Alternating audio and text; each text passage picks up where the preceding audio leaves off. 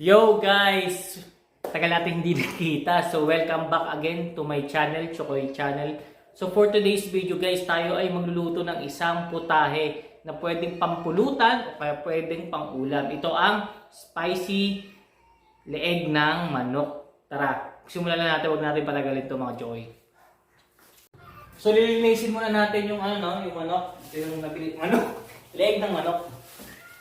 Yan. So lilinisan lang natin.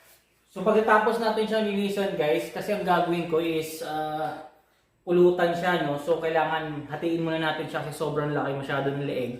So mabilis maubusan pag nagpulutan. Siyempre may mga kainuman tayong kung pumulutan, sobra, di ba? So puputulin natin siya. Let's go.